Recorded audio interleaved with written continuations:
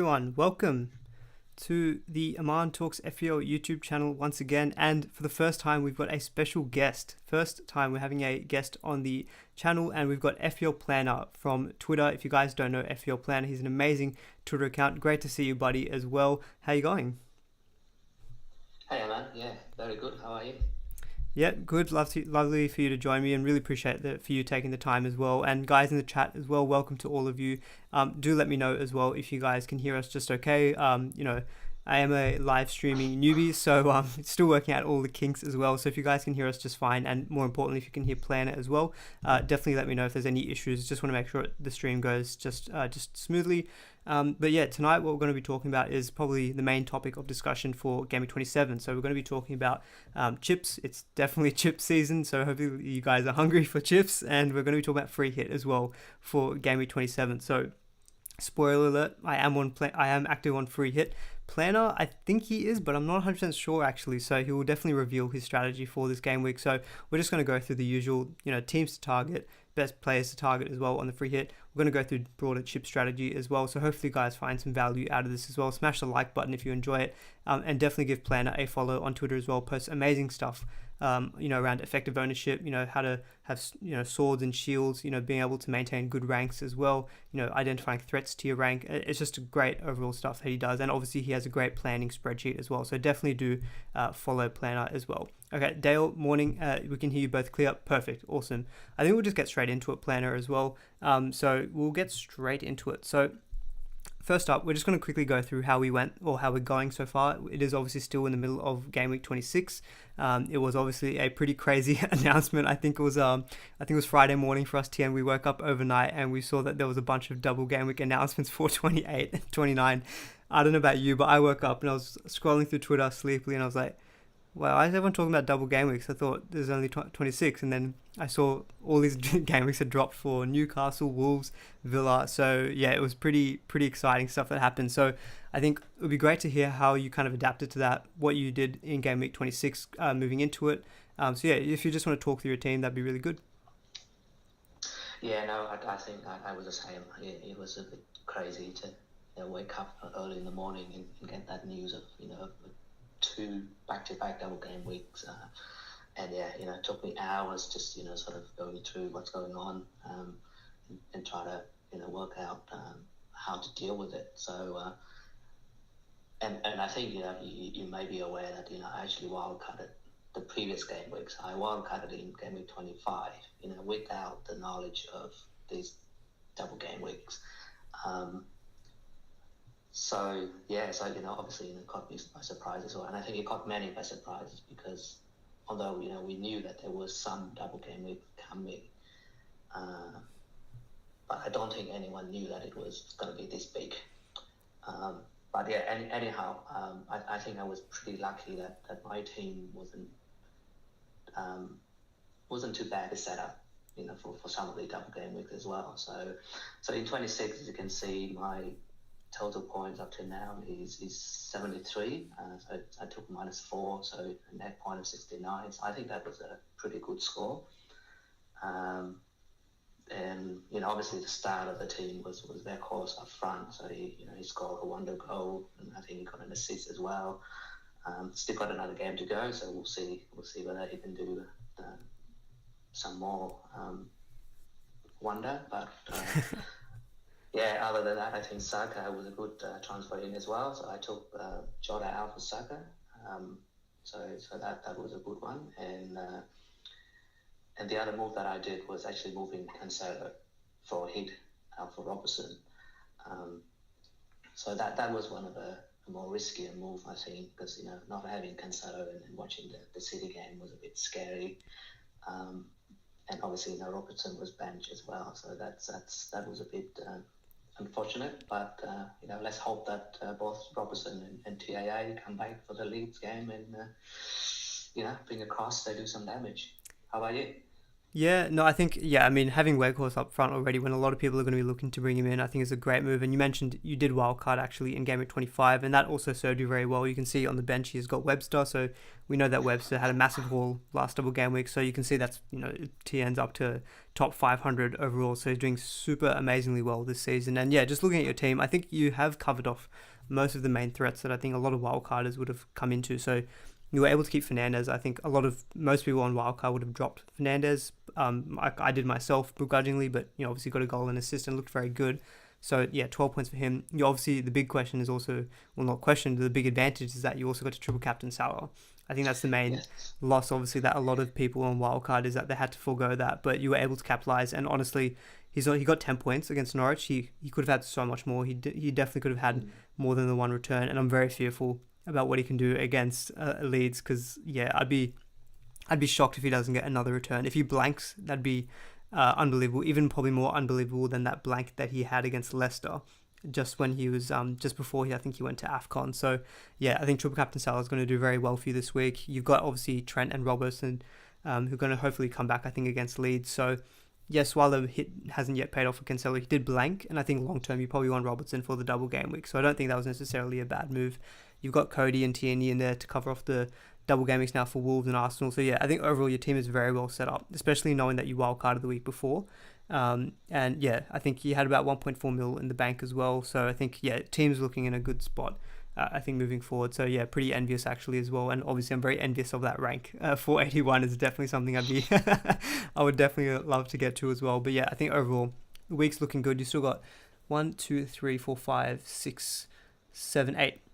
You've got 8 players to go as well. So I think that green arrow should probably stay green arrow as well. And I think, your main threats are covered off, I think, with having Saka, Salah, Arsenal and Wolves, and Liverpool defenders as well. So I think, looking really good for 26 at the moment. So I'll just quickly flick to my team as well. Oh, no, I haven't. This is my team. So I played my wild card, just to quickly summarize as well. I mean, the main reason was that I thought about it a little bit longer. So obviously there was mass panic on Twitter, and I just looked at my team and I thought there was already so many issues. I had Martinelli, who was suspended for the Brentford game. We had Livramento, who we weren't sure if he was getting back into the team. Obviously he did very well, but I didn't know that at the time. I had the likes of Trossard, double Watford strikers. Just my team was in a bit of a mess, and I think it definitely needed a bit of a refresh. So this double game week announcement, I think, came at a good time. And again, I think it shows that being adaptable is useful, because I think it has, I'm on a green arrow, small green arrow from about 19k to 17.9k, which is fine. Obviously I'll happily take a green arrow. It really depends, I think, on what Salah does. I'm really, as I mentioned, very fearful about what he's going to do against Leeds. But I think having the likes of Son, Saka, Rafinha all come in with a return, even Rafinha coming off the bench. I noticed all my front attackers, they've all scored in multiples of 5, which is very aesthetically pleasing to any to any mathematicians out there. 25, 10, 10, 5 and 5. So nice set of returns, I think, for most of my forwards. Obviously the big negative is that Wolves conceded and Trent and Robertson didn't play, but hopefully they're going to be good long-term picks as well. So I think the team's now well set up with the one wild card to cover 28 doubles, 29 doubles, game week 30 as well. So I think that was the biggest advantage. And knowing that I was going to free hit in 27 as well, I think, hopefully if everything goes to plan, then this wildcard should hopefully set me up for the next few game weeks as well. So I'll just quickly look at the chat. So I see Quentin is in the house as well. Welcome, Quentin. Not enough Brownhill. Quentin has just got the Midas touch. He's a genius. As I say, when Quentin's in the chat, he's known as the FPL Amateurs of Oz on Twitter. But every move he does is anything but amateur. He bench boosted with Brownhill, getting his only return of the season. So not enough Brownhill, that's for sure. My bench is looking nice and pretty with straight 2s, which is exactly what you want to see on your bench as well. So I think as I mentioned, team is looking good. But I think I don't really want to spend too much time on how we're going to go. I'll touch on how my team's going, once all the games are done. But I think we'll get into more of the crux of the stream, which is going to be going through, chip strategy and free hit. So this slide that I've just got on screen is the next 6 fixtures for the season. And so I thought it'd be useful just to have a look at this, just kind of also add some reasoning as to why so many people played the wild card in 26, and why they're actually looking to free hit as well in 27. So obviously 26, we had Arsenal and Liverpool had the best double game weeks, and they notably also have double game weeks coming up. So Arsenal has one in 29, as does Liverpool. And there is also talk that Arsenal may have one in game week 28 against Chelsea. Now, this hasn't yet been confirmed, but a lot of people who are planning around fixtures, like Ben Crellin, for example, have a feeling that might drop into game week 28. Now, if it does, for myself and anyone who wildcarded, I think that sets up a really nice bench boost in 28. And I think the reason why a free hit 27 is so appealing is that you're going to want to keep your Arsenal and Liverpool players. Like looking at the fixtures, potentially a double-double for Arsenal, and they also play game week 30. You're going to want to hold on to them, but you're going to obviously not have them available for game week 27. Similar story with Liverpool. Obviously, you're going to always want to have Trent and Salah. So you want to keep those assets for their double in 29. So a free hit looks very appealing. But just looking at Game Week 27 as well on a standalone basis, there's a few interesting things there as well. Like you've got a double game week for Burnley, very good single game week fixtures as well for some of your top teams. So you've got Tottenham against Leeds, Manchester City against Everton, Manchester United against Watford. So I think if you are in a position, say, with 2 free hits and you can use it in 27, I think it's going to be a really effective chip, I think, to really get a good gain, because there are some good teams that you can target as well as double game week. So yeah, for a 26 wildcard, it was very ideal, but I don't want to just solely focus on people who can free hit in 27. So I thought, Tian, it might be interesting as well if you gave some thoughts as well to some teams that we can actually, by looking at this, we can see teams that might cover game week 30. They have doubles coming up as well, so they're quite versatile in the sense of, different chip strategies could, assist a manager. So are there any teams that kind of jump out as well to you looking at this as well that you might think for, say, like a non-free hit player? Yeah, no, I think you're right in that there's a few teams that actually are very handy to have, especially if you only have one free hit left. That if you can navigate game week 30, for example, then potentially you can save that free hit for later, to attack a double game week. So teams like Wolves or Arsenal. That are both playing the double in 28, and then they're playing in 30 as well. Villa is another one as well. I think it's quite handy to have a couple of assets of them. I think other than that, if the Southampton game, I think they play West Ham in the FA Cup 5th round, and naturally you would expect West Ham to win that game. In which case Southampton and Burnley game will be added to game week 30 as well. And a few people might have Burnley asset coming into game week 26 and 27. They may end up having a couple more for game week 30. And suddenly you're looking at 7 or 8 or even 9 players already, which I think would be very, very handy to have, and let you navigate that game week without a free hit. Now, I think you mentioned earlier that potentially Chelsea may have a double in 28, whether it's Chelsea Arsenal or Chelsea Leicester or some other game, we don't know yet. But that's probably one of the team where not a lot of managers, including yourself, those who wildcarded in 26, probably won't have any Chelsea coverage.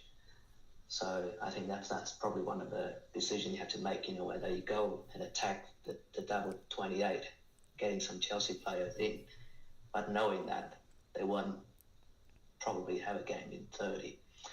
So I think that's probably one of the more trickier decisions that you have to make. But other than that, I think, there's plenty of double fixtures there that you can attack, whether you attack 28 or 29. And potentially setting up a bench boost as well. I think, a lot of wildcarders like yourself in 26, I think you're setting up very nicely for bench boost in 28, right? And potentially looking to triple captain in 29, which I think is quite all right as well, because Southampton double there. It's not as good as this week, but I think, Brighton and Arsenal, potentially he can, get some points there. So yeah, I think, if you plan carefully and you're sort of looking ahead a little bit, I think, it's quite possible to navigate these game weeks without the free hit.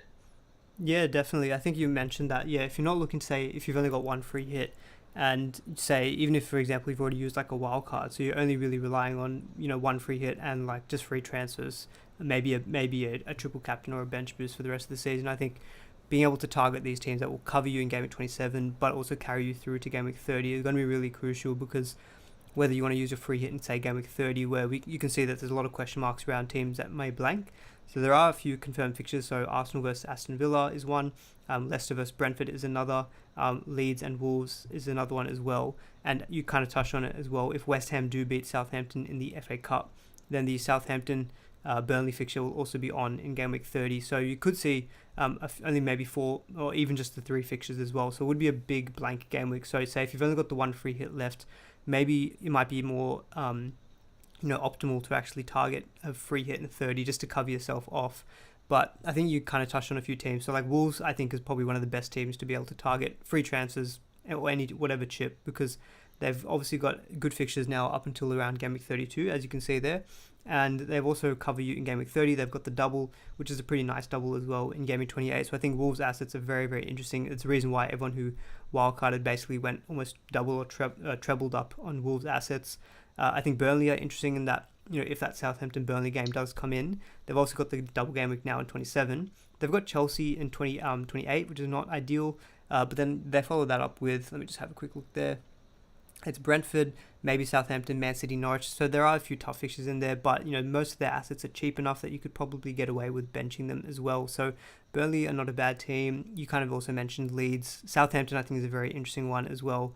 Good fixtures up until about Game Week 31, and they could also maybe play in Game Week 30 as well, or they've got a decent chance if they lose to West Ham. Although I do think that that's a pretty competitive game. I don't think that's really a foregone conclusion. I think Southampton have been in really good form recently, and I think West Ham have actually been dropping off as well. So I would be interested to see if that game actually does, the Southampton-Burnley game actually does go ahead in 30. I do think that Southampton actually have a chance of beating West Ham in the FA Cup as well.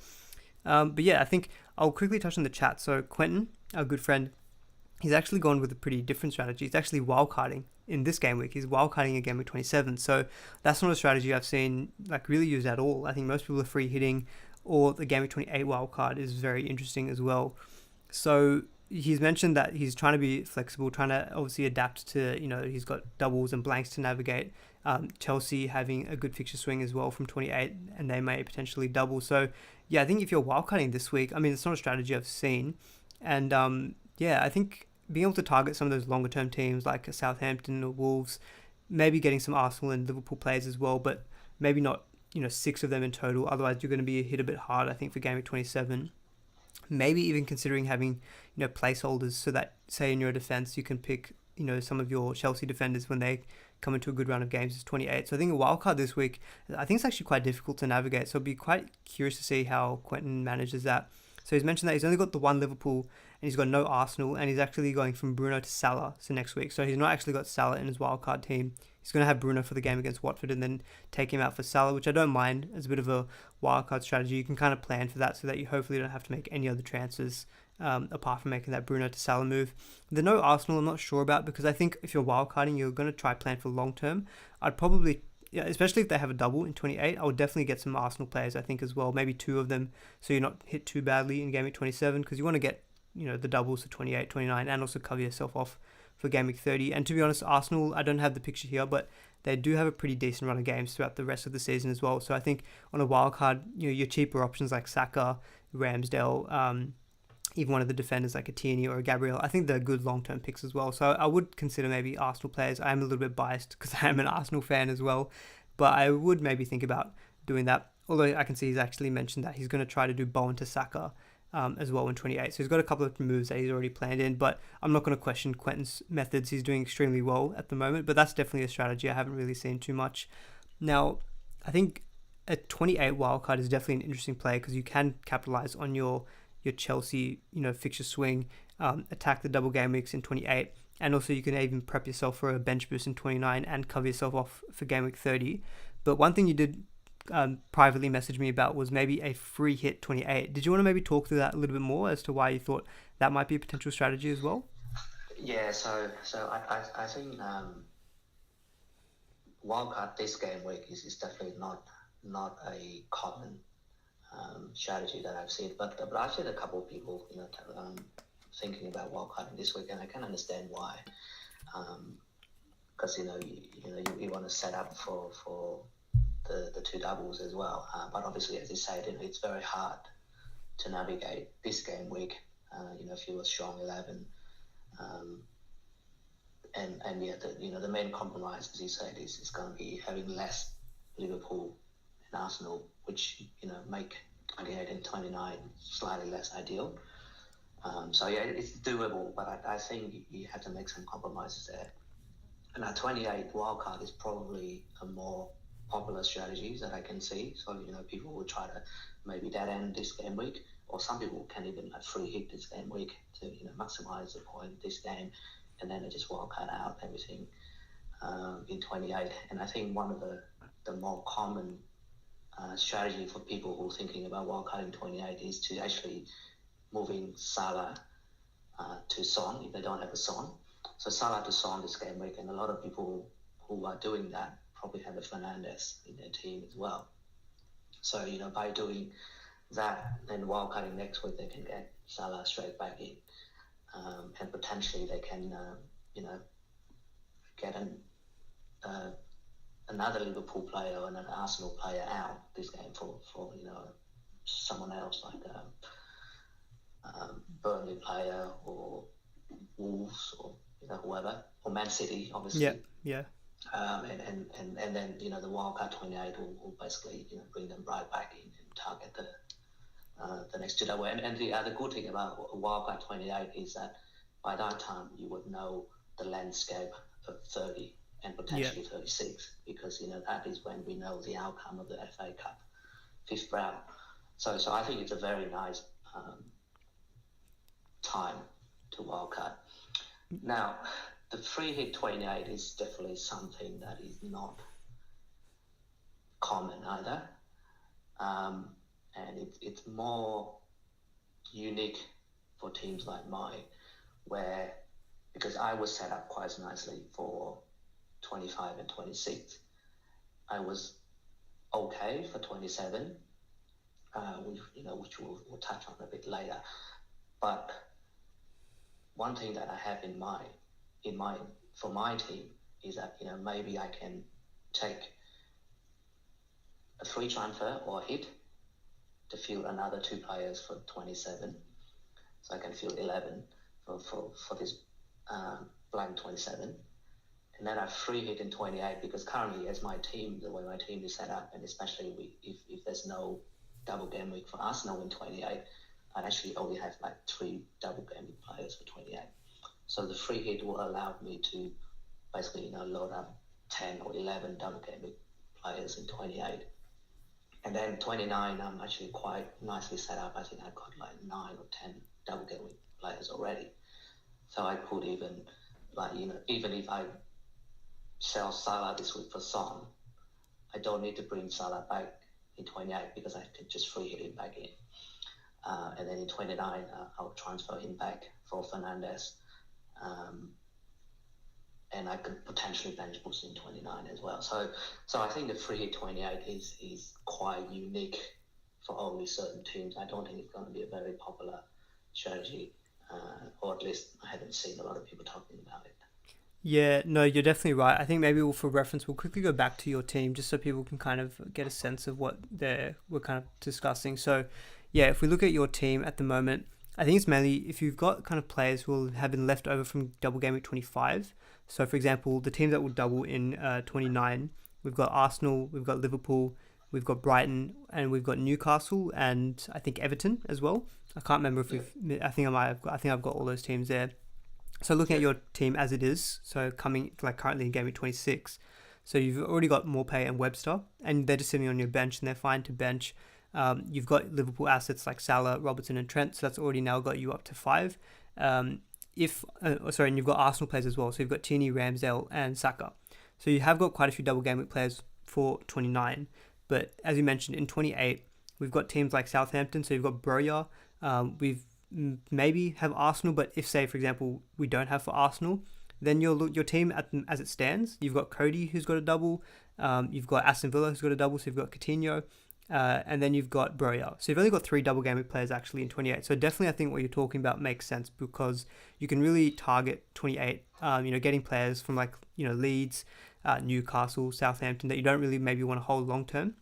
Yeah. And then free hit them in and then come back to your team, which has got Brighton, Liverpool, Arsenal assets, ready to go for 29. I don't think that's a bad strategy as well. So I think that's something that I haven't seen a lot, discussed about. And thinking about it more with your team, you mentioned as well that you could even then, sell Salah and then not have to bring him back in 28 because you can just free hit him in and then have him back via Fernandes in 29 because from that point on, Man United have got pretty tough fixtures. So I think that's actually quite a viable strategy. I think that really shows this double game week announcement just blew the doors wide open. I think you can have so many different chip strategies and I think it makes it really interesting as well. Everyone was thinking, game week 26 is just going to be triple captain Salah. One announcement by the Premier League, and that just went dead and buried. Well, not necessarily dead and buried, but quite a few people had to veer away from that as well. So I think that is a free hit 28. Yeah, that's quite an interesting strategy. And I'll just quickly go back to that the slide as well. I think you also touched on maybe dead ending into 27 and then wildcarding out in 28. I really like the dead end strategy because it just means that you can really focus your transfers to target that game week and then fix all your issues after that immediately. And especially dead ending into a blank game week, I think is a good strategy. So, if you're sitting there with Salah, you take him out for Son, and that still even frees you like, almost 2.5-3 million. And you can use that to take out, one of your Watford strikers for like a Weghorst, maybe upgrade one of your defenders to say like a Cancelo or a Second City one, or even one of your midfielders, up to like a Mahrez. If say you're sitting, I don't know, maybe with like a Rafinha, for example, or a Saka. If you're sitting with a Saka, Salah to Son would probably give you enough to go Saka to Mahrez. You're already starting to cover off a lot of the key free hit 27 targets, and then you can fix all that back. Get Salah, get Saka straight back into your team in 28, and set up your team nicely as well. If there's any, double game week announcements for Chelsea, the only downside is that you can't bench boost in 28, but you can obviously set yourself up for a bench boost in 29 because you're going to have Arsenal and Liverpool assets as well. You can maybe stick a Brighton defender on your bench for 28. So yeah, I think a 28 wildcard. I think FPL Tiger in the chat, he's saying he's wildcarding in 28. I think for my own team, if I hadn't done it in 26, I probably would have done it in 28. I was already thinking about 28.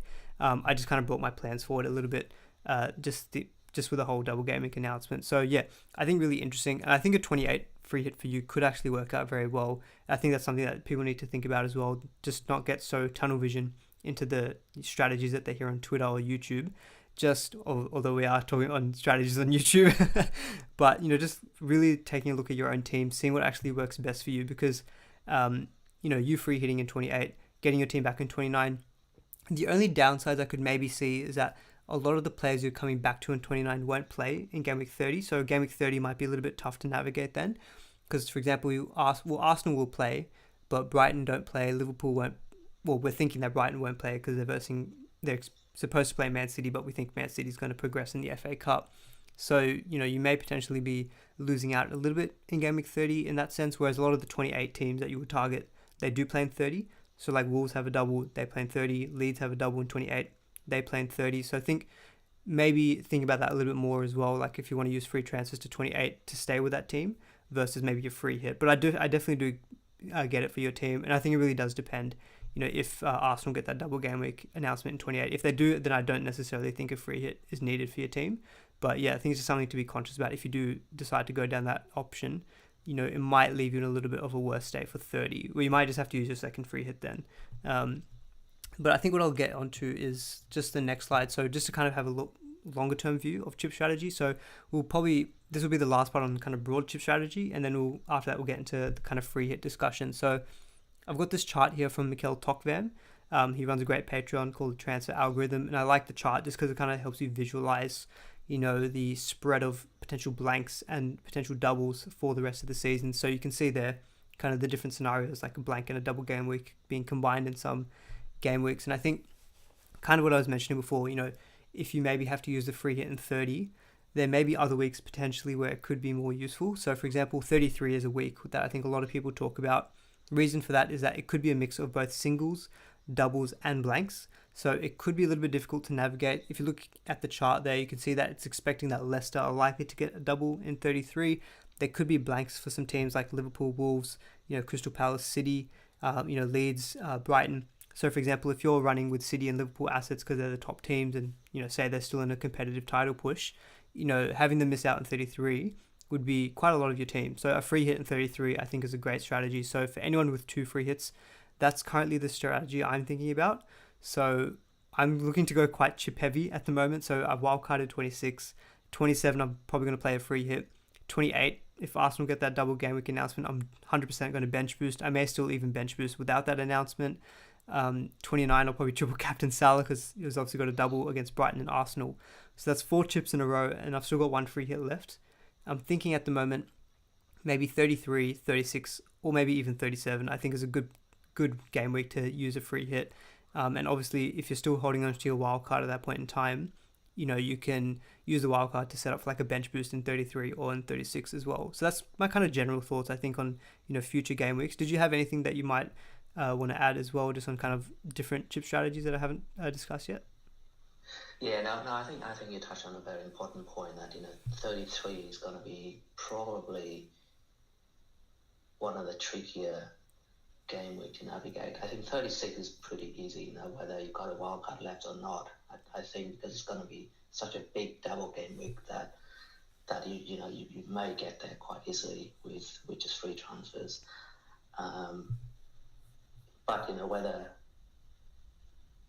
you got 1 free hit or 2 free hit, even then, I think that the decision will be, whether you use it in 30 or you use it at 33. And it pretty much depends on how you navigate in the next 2 or 3 game weeks, because, your transfers got to have that in mind. Because if you're targeting the team that have fixtures in 30, and they also, most of them have a double in 28 as well. So, that is the transfer that you have in mind for 28 may work very well for 30, which allow you to save that free hit for 33, which I think is not a bad strategy at all. But then on the other hand, for people like myself, where my team is actually better set up for 29 than 28. And as you said earlier, coming out of 29, a lot of the players that I have double in 29 won't have a fixes in 30, which means that I'm almost guaranteed to be playing my free hit in 30. So if I also use, the first free hit in either 27 or 28, then that's it. I have none left, which means that I have to navigate 33 and 36 with free transfers. And then the problem is, as you can see in this graph as well, teams that are doubling in 36,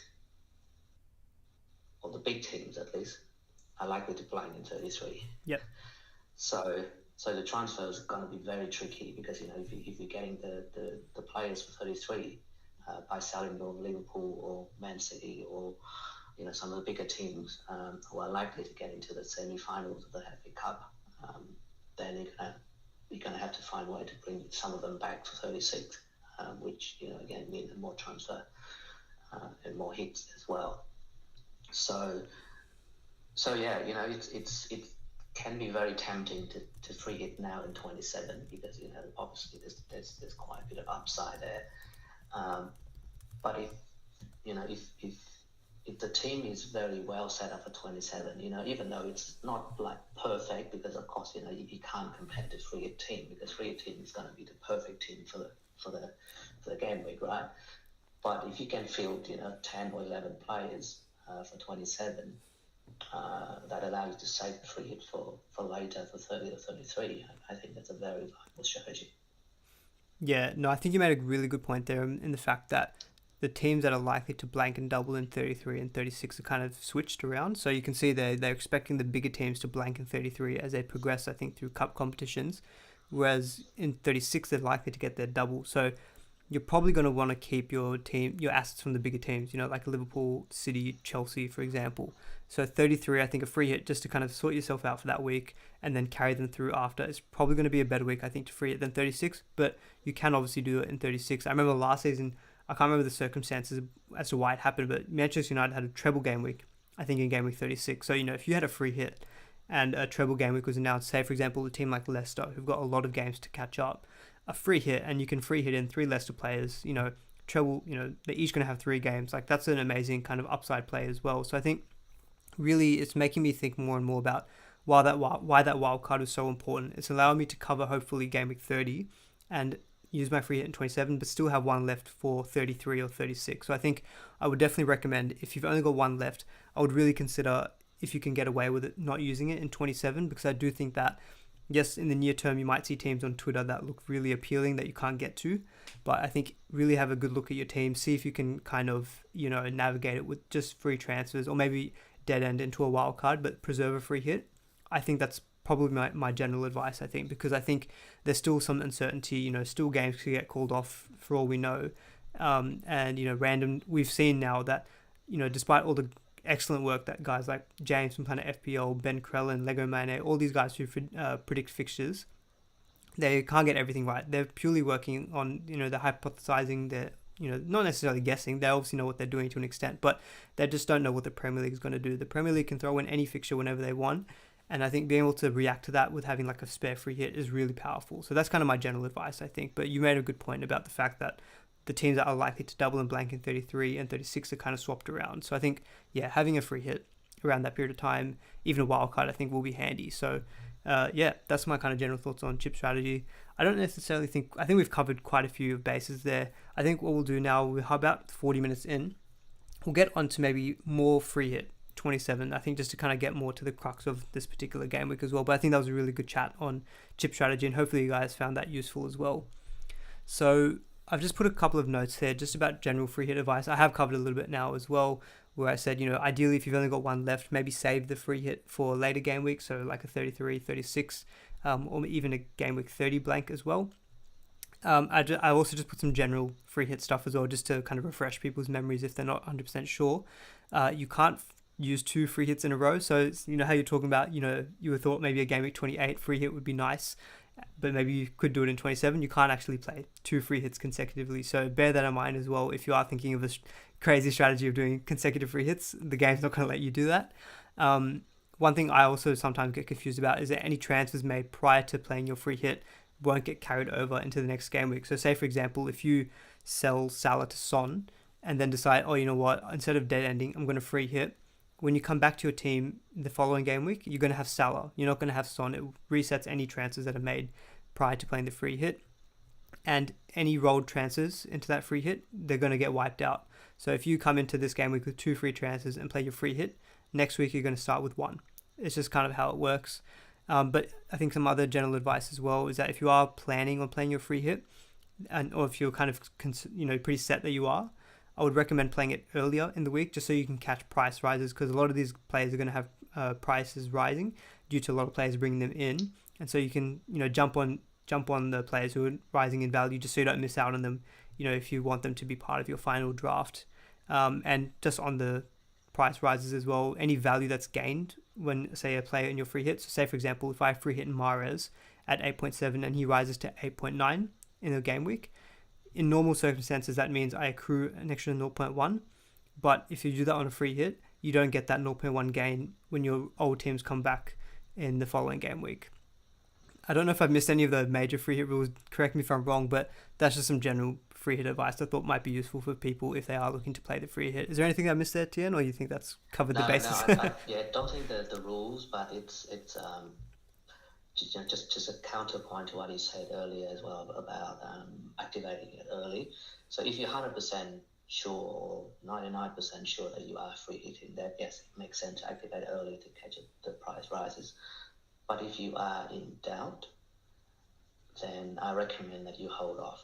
Like, yes, obviously, you may miss a few price rises during the week, but to me, especially to this point in the season, information is probably more crucial. I'll give you a very good example. Actually, in 26, even though the triple captain was the most popular chip, quite a few people were thinking about free hitting before the double game week announcement. And then when the announcement came, quite a few people thought, oh, no, actually, the wildcard should be better. But they can't undo the free hit because they've already activated it. Yeah, that's so a very once good point. you've activated free hit, you can't reverse it. So basically, you got to commit, and I think quite a few people must have regretted their decision to activate a free hit while they could have wildcarded as well. So that's just another thing. And then I think there was a story as well about a very famous Twitter account, a very big account, and a very top manager as well, who had the triple captain chip activated, and then they changed their mind to want to play the wild card at the very last minute. I think with 5 minutes to go or something. But then when they make all the transfers with minus 36 point hit or something, they couldn't find the wild card button, and the reason was because the triple captain was active. So obviously you can only play one chip at a time, right? So you had to commit the transfer, go back to undo the triple captain chip to go back to do the wild card, but then the deadline has passed. So I think they end up with a massive point hit.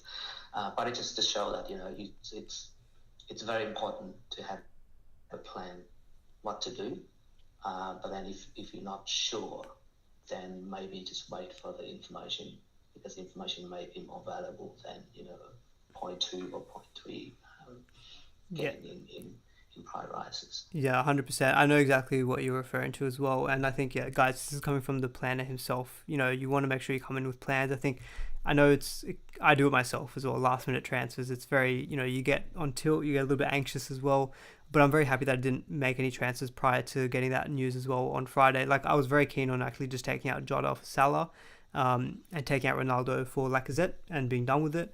But, having that announcement come out just meant my plans just entirely changed. So at least not having to commit to any moves meant that I wasn't forced into playing a wildcard. I could do it kind of on my own terms. And similar, it could even happen again this week. For all you know, the Chelsea-Arsenal announcement, I think, it may come out on Friday. And if that comes out and you realize that Arsenal have a double play for Gameweek 30, that might just completely change all your plans. So, you might be committed to a free hit this week, but as you say, last minute news could come out and that could completely change it. So I think if you're on the fence about free hitting, don't activate it, because you can't unactivate the free hit. It's not like the triple captain and bench boost. I believe that you can do it. I think the free hit you have to commit to once you play it. So really good advice there, guys. And I'll quickly look at the chat as well. So Quentin's actually just written out his whole wildcard team as well. So he's got Sa, Tier 8, Matt Target from Newcastle, Cancelo, Livramento, Rudiger, Mahrez, Bruno, Bowen, Coutinho, Son, Broja, Weghorst, and a non-playing striker. So that's actually quite interesting, because we were talking about his potential for a 27 wildcard. I think he definitely is covering some bases there, in the sense that he's got some Wolves players in there like Sa and Southampton if they do in fact play Game Week 30. He's got Rudiger sitting pretty for Game Week 28, so I don't mind that. He's got Mahrez to cover 27, so it's a pretty interesting team that he's got there as well. I think Newcastle have Brentford this week, so he's also covering himself off for 27 and also doubles in 28, 29. So it's not a bad team actually, Quentin. I think you have definitely thought about that very well, and you obviously got placeholders for Salah with Bruno and Saka with Bowen. So I don't actually mind that strategy. It makes, I think, if you put some thought behind it, you can make any chip work for you. I think that's the main kind of thinking behind any chip that you deploy. Cool. So I think what I'll do then is, in terms of the free hit 27 discussion, I'm also bearing that it's been 45 minutes and we haven't even talked about free hit yet, but I really enjoyed that chip strategy chat, and hopefully you guys enjoyed that as well. So I thought for Game Week 27, I've just got all the fixtures here on screen, and I've just kind of highlighted in red the fixtures I think that most people would probably target, whether you're on a free hit or not. So, Southampton, Norwich, Leeds, Spurs, Crystal Palace and Burnley, Manchester United and Watford, Everton, Man City, and Burnley, Leicester. So obviously Burnley have got the double game week there, notably. And as we touched on before, some of the bigger teams like Man City, Manchester United, and Tottenham have all got pretty nice single game week fixtures as well. So is there any other fixtures that kind of jump out to you? Because I think, I'm definitely guilty of it as well, having a bit of tunnel vision around what teams I want to target. But is there anything, fixture-wise that I haven't highlighted that maybe people could consider as well? No, I think you've got it covered.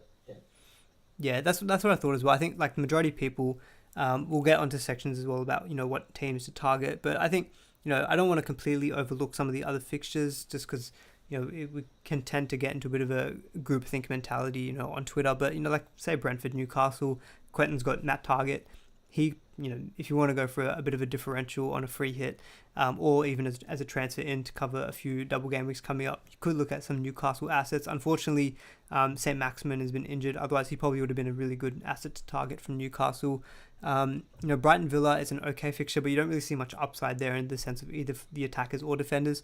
I think it's mainly the Watford fixture, the Everton fixture for City, and the Leeds fixture for Tottenham, I think, are the ones that most people are really going to go hard on. So just jumping on to the next slide. So I already spoke about those teams in a little bit. And so, like, this is, in my opinion, the teams that I think most people would target for Gameweek 27. And so what I've just got on screen there is I've got every team's own XG and XGC. So expected goals, that's their attack, and expected goals conceded, so that's their defense. And these stats are for the entire season, so there's no kind of narrowed time frame. It's just for the entire season. And I've also got the opponent that they're playing this game week, their offensive stats and their defensive stats as well. So it might just give us a good indication early on as to, when you're looking at Manchester City players, do you go for the attackers or do you go for defenders? Because, for example, if I look at Manchester City there, their expected goals conceded of 0.73 is by far the best in the league. They're the best defense. Everyone kind of knows that already. And their opponents have a 1.2 XG. So Everton have not been the best attack recently. I think that expected goals is around mid-table. They didn't have a shot on target against Southampton. So you could kind of expect that City would be pretty nailed on for a clean sheet as well.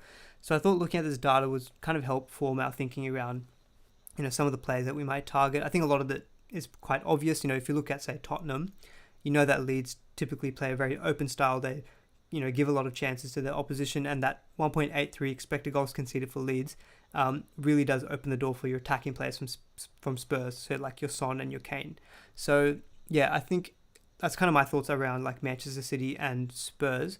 Is there anything you wanted to highlight? Obviously, you are a Manchester United fan as well. So did you want to maybe touch on the other three teams and maybe, just looking at those kind of expected stats, would you target like the defenders, the attackers? Yeah, I would be keen to hear your thoughts on that as well.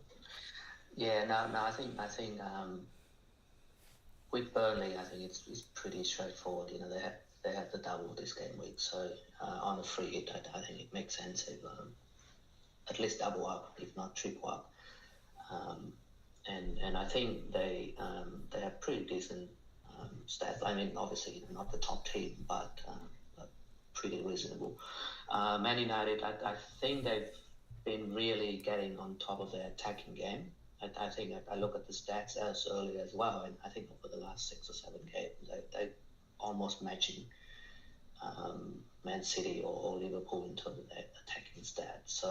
So I think having at least one attacking player from Man United on the free hit would be quite crucial. Defensive wise, you can see that the XGC there is not as good. But then looking at Watford, their XG is quite low as well. So I think that's more a little bit of an arguable position to be in. I think if goalkeeper, I think we'll probably go with Nick Pope from Burnley. So I think no one's going to look at David De Gea or anyone else. But whether you have a Man United defender, I think it can be up for debate. Yeah, definitely. I think, that is worthwhile to mention is that these stats I have got us, across the season. I think for Manchester United, under Rangnick, I think their defensive stats have improved and their attacking stats have also improved. And this is not accounting, for example, say Watford's expected goals of 1.07. I would imagine that under Roy Hodgson, they have dropped down as well. So that does point a little bit more to maybe getting a Manchester United defender. And I agree with you, not just necessarily on the stats, but on the eye test as well. Manchester United's attack has looked a lot better recently. I think Bruno coming back into form with this kind of formation change has really helped them out as well. So yeah, I definitely agree. I think, having a Manchester United attacker is probably a good way to go about it. And maybe a one defender as well. And yeah, just looking at Southampton, I think Southampton is an interesting one because I think most people would probably look at Broja just because he's a nice budget option at 5.4. Defensively, they have been okay. My kind of impression of Southampton, especially recently as well, that they are quite an attacking team actually, and they do tend to play a bit of an open style. So I do think, who are they versing again? Norwich.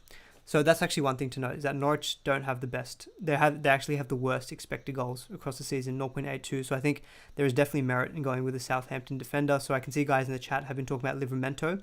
He's just come back with an assist and a clean sheet, so he comes right back into the thinking as well. And then defensively, Norwich have been the worst over the season. So definitely you can look at their attackers. Broja, James Ward-Prowse, if you're looking for a bit of a differential. So I think, Southampton definitely have quite a few different assets. I think both in attack and defense because of the fixture. I think they might be a good team, I think, to maybe get some kind of lower owned players. Like I think Ward-Prowse, Kyle Walker-Peters has looked really good in defense as well. I think they really are a team. If you're looking for more differential picks, they could be a good one to target. I agree with you on Burnley. I've got both teams that they're playing stats. Nothing really. I'm not necessarily confident of Burnley keeping a clean sheet in both games. I would maybe bank on getting one clean sheet. They just have a tendency to pick up clean sheets against teams randomly. I think Leicester, who they are playing, do have a pretty good attack. You can see their opponent too. So they've got a 1.49 expected goals, but defensively, Leicester have been really bad. So even though Burnley, their expected goals are not the best, 0.92, they're coming up against a pretty porous Leicester defense. So I think that immediately then makes you think about, Weghorst. I think in your forward line with a double, it seems quite obvious to me. I think Pope, he probably is going to be making a lot of saves against the Leicester team. Even Crystal Palace, given that Burnley are playing away from home, I do think that they're going to face a lot of shots as well. So I think Pope, it's pretty obvious, I think, who the kind of main Burnley assets are in terms of, Nick Pope and Weghorst. I think the third spot is up for grabs though, and you're probably looking maybe a defender because the attacking stats are not the best for Burnley. I think it's definitely worthwhile thinking about that third Burnley spot. So I think what we'll get onto next is, I wanted to first touch on like Manchester City, because I think most people on a free hit are going to be looking at 3 City just because they're versing Everton. Those stats show it. Everton have not been the best recently. And I think the key question is, firstly, do you go for 2 defenders and 1 attacker?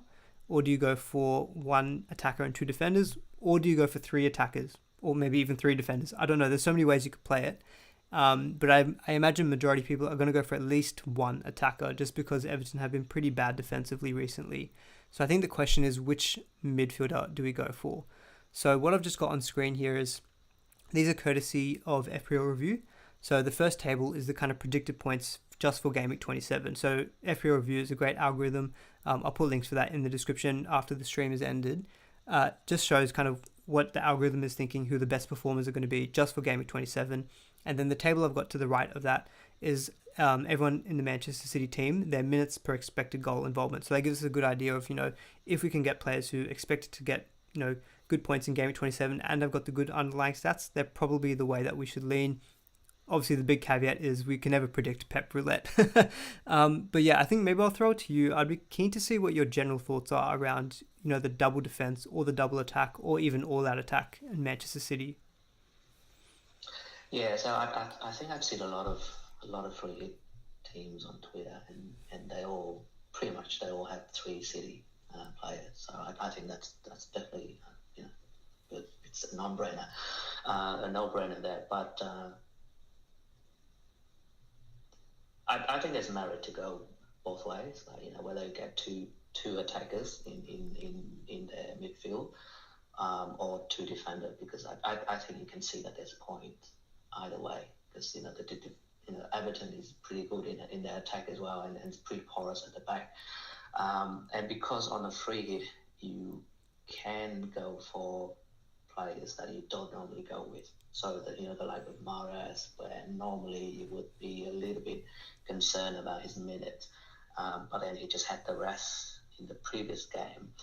So and they don't have any cup game. So with a week of rest, there's a very high likelihood that he would start the next game. And you can see that he's top on the table in terms of minutes per XGI. So his stat is quite up there. And I think that the algorithm obviously plays him a little bit lower than Sterling or De Bruyne. I think because there's a component of extra minutes. Yeah, definitely. Well. Yeah. There's always a risk, with any Man City players. So I think Morris is definitely the top target. And then obviously Sterling is right up there in terms of both the expected stat and the predicted point as well. So yeah, I've seen a lot of teams with Mahrez and Sterling, so I think that makes perfect sense. I think Cancelo is probably a non-negotiable for most teams, unless the budget doesn't allow. But I think it should be in every team. So then, I think the question is whether you go Mahrez, Sterling, Cancelo, or maybe Mahrez, Cancelo, and Laporte, for example. And I think there's merit in both. I don't think there's going to be too much whichever way you go. I think there's going to be points for you to go over them. Yeah, for sure. I think you're right. I think you probably will see most people, I think, go with the Sterling, Mahrez, and Cancelo trio. I think part of it is when you're on a free hit, you want to you're only looking at that one game week. So if you have a bit of a realistic probability of thinking that Mahrez and Sterling are going to start, they've got the best underlying stats. Now they are boosted a little bit by penalties, but even on the eye, you just watch Sterling. He's always in the box. He's definitely that kind of poacher mentality. So we just want to get a hat trick recently. Mahrez has just been insane recently. I feel like every start that he's gotten at least an attacking return. He's, I think, averaged like 9 points a game, I want to say, of the last 6 matches he's played. So he's in a ridiculous form as well. He's on penalties as well. So I think for 8.7, he's not very hard as well fit in free hit. So I agree that Mahrez is probably not necessarily non-negotiable, but 100% would be my top target, I think, for a Manchester City midfielder. Now, on the predicted points basis, I think it kind of also feeds into your team value and your budget. Like, you can obviously go a Laporte and Cancelo route in defence. Trust the Manchester City defence in that they're going to probably keep a clean sheet. And you're already looking then at 6 points at least for the pair of them. Both of them can actually get attacking stats. Laporte's got some pretty decent attack on him from set pieces. Cancelo, we know, is, uber attacking as well. There could be some bonus points on offer. So you could see at least maybe a minimum of 12 points from 2 defenders, and maybe Mahrez gets an attacking return. They could very easily match, I think, what an attacker would. But I think when you're on a free hit, you want to be a little bit more kind of exciting. It's like a psychological thing. And I think you want to chase the upside. I think Sterling has that upside because he does play, very close to the box. He's very versatile. So he can play in any 3 of the front positions as well for City. He can play false 9, he can play left or right. Whereas Mahrez is probably stuck to maybe the right-hand side. Even Foden, I don't want to overlook Foden. I think most people would have Foden from their Manchester City midfield in their normal teams. On a free hit, I think putting Foden in can be maybe considered boring or template, but I don't think we should, question him. His underlying stats are good. I think just on the eye, it looks like he's kind of dropped off a little bit recently. There's some videos circling on social media as well where he's had a bit of an altercation at a nightclub or whatever it was in Manchester. I don't know if you can use that as an asterisk as to, is that going to be good for him in the weekend? But I think Mahrez, because he did get that rest, as you mentioned, I think he probably would be my top target. I think Sterling for the upside is probably also going to feature. I mean, you could also look at De Bruyne. Obviously, we can't really overlook De Bruyne. His underlying stats are not the best, but that's mainly just because when he scores goals, he usually scores goals outside the box. So they're usually quite low on the XG stats. But we know that he's got a very high baseline bonus potential because he creates so many chances. So you know that if he gets at least one attacking return, he's probably very likely to get into the bonus as well. So I think, De Bruyne could even be worth consideration. I think it's mainly because we're going to get onto other teams. You're going to look at Spurs. So you're going to look at Kane, Son, maybe a Bruno Fernandes or a Sancho. You're already thinking about Mahrez. Your budget's getting a little bit tight. And I think that's the one negative with going with De Bruyne, is that at 12 million, you can save a pretty valuable 1.3 million on a free hit. So I think definitely Sterling and Mahrez would be my 2 picks of a midfielder. And I definitely would opt, I think, with the midfielder. I think you just want to go with the upside. And then I think Cancelo is a pretty non-negotiable asset as well to go for, because you know that you can trust that Manchester City defense. He is one of their best attackers. If you watch the games the last 2 game weeks, my God, I was so scared not owning him.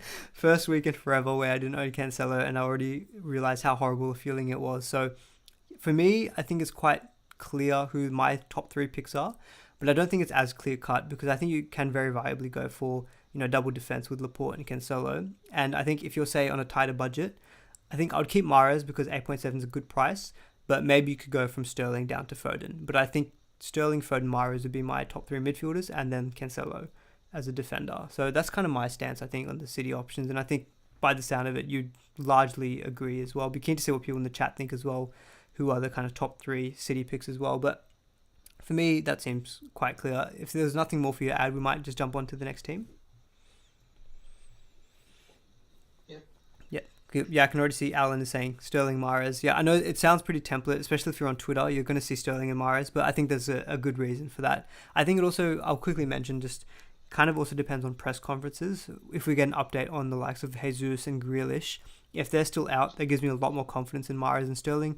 If they're fit, I feel like Grealish would affect Foden more than anything else because Grealish has been playing sometimes at the centre forward role. So that might take away Foden, who's been playing at false nine. Jesus might affect Mahrez, but I think Mahrez has been playing well enough that he can hopefully be pretty secure. So that really actually gives me good confidence in Sterling as well. But at the end of the day, we're at the mercy of Pep Roulette. So we'll see how we go. But I think those would be my top 3 picks. Sterling, Mahrez, and Cancelo. So what I'm going to do from now on, because I wanted to go a little bit more in detail with Manchester City. For the rest of the positions, I'm going to go just kind of position by position. And I'll take screenshots here from FPL Review just to kind of get a sense of who they're thinking are the best performers for Gameweek 27. So I've currently got on screen goalkeepers. I don't think we need to spend too much time on this. I think we both mentioned it, that Burnley have got a double game week. Defensively, they have looked a little bit better recently. They've kept a few clean sheets. We know that Pope is very good on bonus when he does keep a clean sheet as well. He's got good potential for saves. Is there any other keeper you'd consider on a free hit, or is it Nick Pope? Yeah, I don't think you can see past Nick Pope because, 2 games, 2 chances for clean sheet. And I think a lot of people seem to be, they don't seem to appreciate Burnley as much because, if you look at the last 8 games that Nick Pope has played, he's kept like 5 clean sheets out of the last 8 games. And the other 3 games, he conceded only 1 goal per game. So, and he makes a lot of saves as well, which mean that, you get bonus points. So I think, you get 2 chances of keeping clean sheet for this game week. So I don't think, there's any reason to go anywhere else. Yeah, no, I agree. I think what is interesting to note is that if you do have, say, like a De Gea and you're not looking to free hit, I think you can keep De Gea. I don't necessarily think you have to make that switch, but I guess it depends on your kind of nature around say if you had to take a -4 for De Gea to Pope, do you think that's a worthwhile -4? I'm also just thinking that Nick Pope got 19 points in the most recent double game week as well, but I do think United have a decent chance of a clean sheet. Do you think you'd make that switch even for a -4? If you're not on the free hit and you've got De Gea, I probably wouldn't make that switch, especially for -4. Yeah, I'll probably just roll with David De Gea and hopefully Man United keep a clean sheet. Yeah, I think I would agree with you as well, just because I'm sure most people would have other players who are blanking who they could take out for an active player as opposed to taking out an active player for another active player. So, yeah, I agree with that. But, yeah, I think Pope is a pretty standout option. I think Jose Sarr as well, similar to De Gea. I'm surprised he doesn't actually feature on this. I imagine it's because they're facing West Ham, who are pretty decent attack. But, yeah, keepers like De Gea and Sarr, I think, are fine to play this week if you're not on a free hit, but if you're on a free hit, I don't think you can look past Nick Pope. He just scored 19 points recently in a double game week, so yeah, I think that's a pretty comfortable selection. I don't really think there's much debate around that. So next up, we've got defenders. So we have already spoken about defenders like Cancelo and Laporte. I think Cancelo, by the sound of it, is a pretty non-negotiable, so I don't think we'll talk about him too much. I think what is worthwhile talking about is Burnley defense. So we've already mentioned that with Nick Pope, but whether you double up with another Burnley defender, I mean, thinking about those team stats that we showed earlier with Burnley, attack-wise, you're probably only really looking at Weghorst or maybe Cornet. We'll touch on Cornet a little bit in the, when we get to the midfielders, because I have seen a few people in the chat also talking about Cornet. But I think it naturally leads you to, if you're going Weghorst and Pope and some question marks around Cornet, and especially in midfield where I think a lot of players are going to go with other options like Son, Sterling, Mahrez, I think it naturally makes you look at a Burnley defender. So that's kind of been my thinking when I was putting the free hit together. It wasn't too difficult of a decision to go with another Burnley defender. I don't mind doubling up in the case of a double game week. I think you, on a free hit, you want to capitalize on that. So I think for me, the main question was, you've got Ben Mee and you've got Connor Roberts up the top there. Pretty close on the expected points from FPL Review. But there's a bit of a price difference. There's 0.3 price difference between Ben Mee and Connor Roberts. I'll give my thoughts. I think if you can stretch up to Ben Mee, I would maybe just go with him just because, he's less attacking in open play, but they're versing Crystal Palace and Leicester, who are two of the worst teams at defending set pieces. Now, set pieces are obviously very not rare, but it's uncommon, and you can't really bank on a defender scoring from a corner or a set piece as the sole reason to pick a player. But I think if you can stretch to him, you can. But Connor Roberts has looked pretty good attacking wise.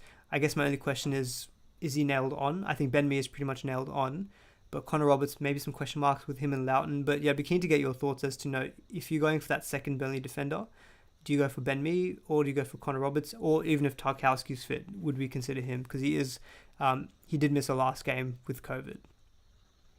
Yeah, no, I think I agree with you. I think if we know that Tarkowski is fit and ready, especially if you play the next game, this game week, I'll be tempted to get him because I think he offers a little bit more attacking threat than Ben Mee.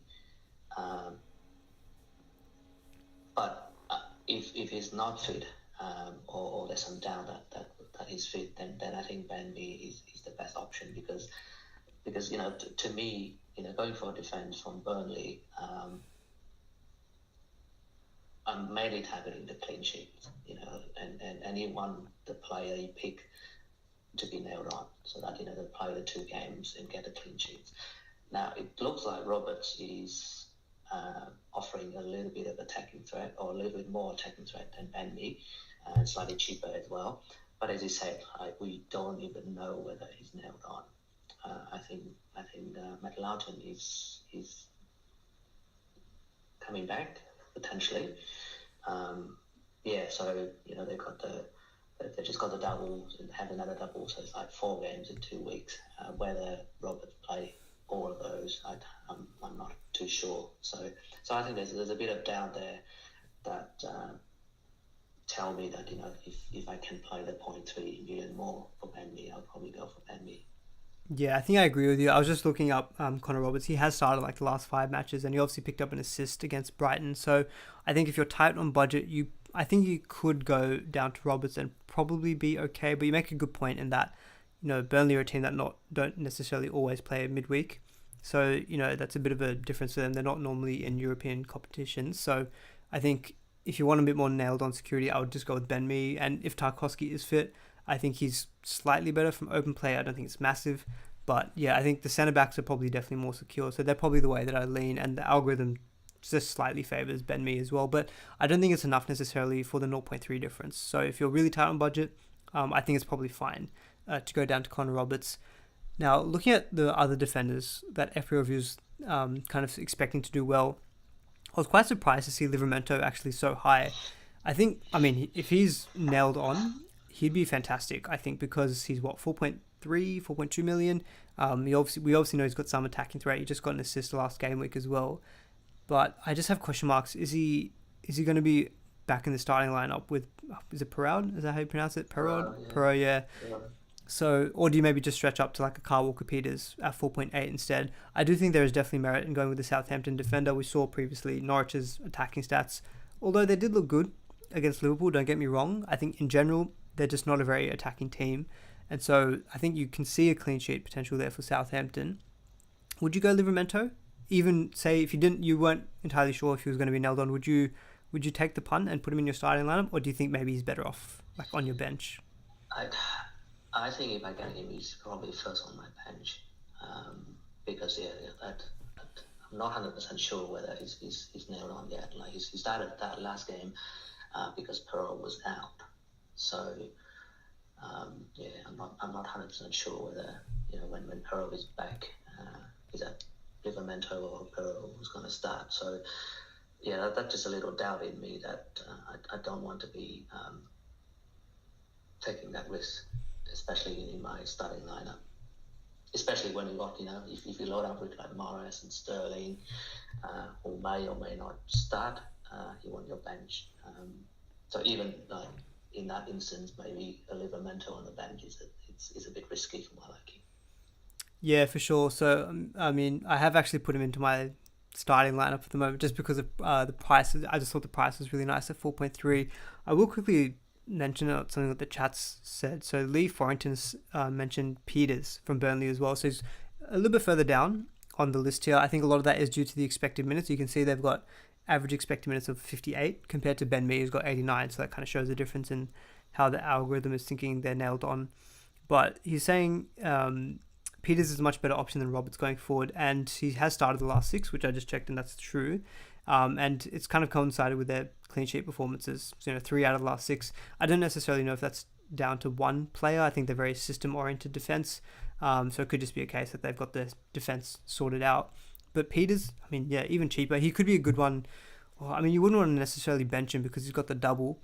4.2. I think if budget was really tight, then I would go with Peters. But I think I would just try to find a way, though, of stretching up to even a Roberts. Just because maybe you could go with Peters. I don't know. Maybe I didn't need to think about him a little bit more. Do you have any kind of thoughts around him? I'm just trying to think about, ways that people can maybe save some money. Because I think when you are going real premium in midfield and, the likes of Kane, I think trying to squeeze out every drop of budget that you can on players is going to be pretty crucial. So, yeah, Peters, any thoughts around him? Yeah, I think Peters and Roberts are in the same camp in that the fullbacks they're gonna have a lot more demand in terms of running up and down. So, and you said earlier that Burnley they don't play midweek very often. So are they going to be able to keep up 4 games in 2 weeks? And you want to keep an eye out for the return of Charlie Taylor as well, like Taylor and Loughton. Are they back? Are they ready? Are they going to share some minutes? So I think if you are thinking about going for the Roberts and Peters, then you pay a very close attention to what's going on in the next game that they're playing in this midweek, and look out for the press conference as well to see what the manager has to say.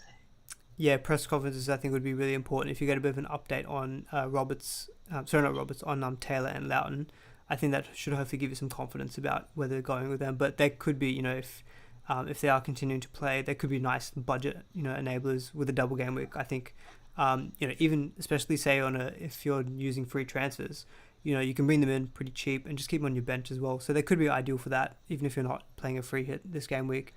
Now, another team that FPL reviews showing up quite high here is Manchester United. So we did speak about Manchester United defenders. Now, Dalot is probably the one that I would normally go with just because he's cheaper, 4.6 million, got some attacking threat. I imagine he's not on the list here because he's got lower expected minutes compared to Maguire and Shaw. Do you have confidence paying 5 and 5.4 for Shaw and Maguire, or do you think if you want to go United defense, just take the risk and go with the cheaper Dalot? Probably not Shaw because he hasn't. You're not sure about Shaw? Great. Not sure about Shaw.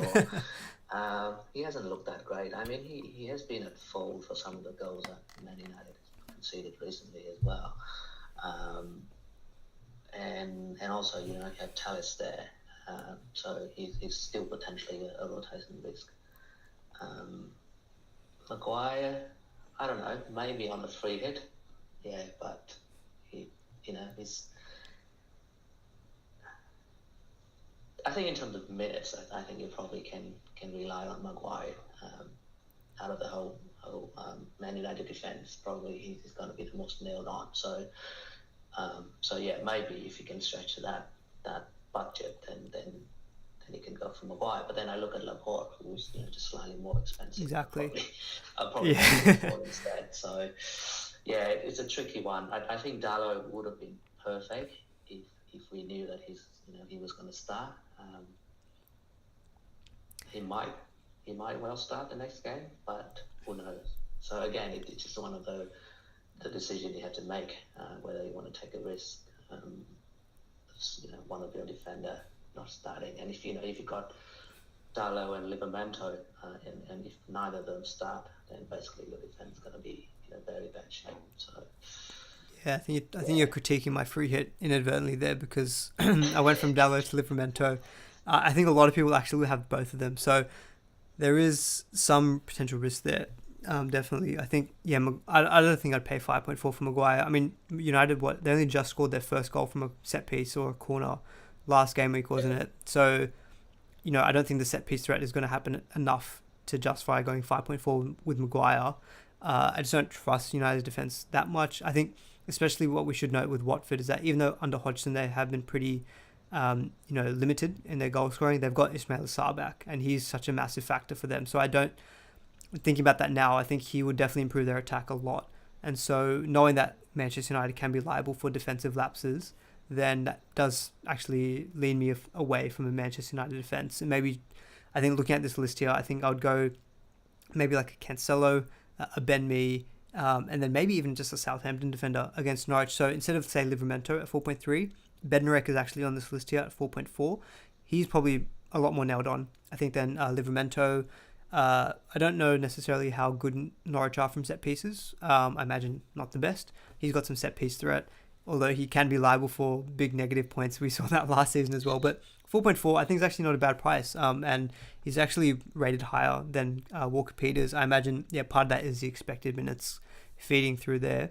So I think maybe that is the best kind of way of going with it on the defender strategy is, Manchester City defender, maybe two of them, a Burnley defender, and then maybe one from Southampton. Maybe just disregard United, because I do think that Southampton have the better fixture on paper from a defensive point of view, and most of their assets are a bit cheaper. So it's actually really useful for myself. I didn't think about that. I actually might look at putting in like a Bednarek, Bednarek, a Roberts pretty cheap pair there with Cancelo, because one thing to note with Cancelo, a lot of people who've sold him, they now have to buy him back at like 7.1, when a lot of us would have held him at a value of around 6.6 because of the value we had built up in him. So he's quite expensive to fit in. So I think having some of these cheaper options, like maybe even Peters as well, I think that's good food for thought as well. So that was a good discussion around defenders. That's definitely got me thinking about changing my free hit draft as well.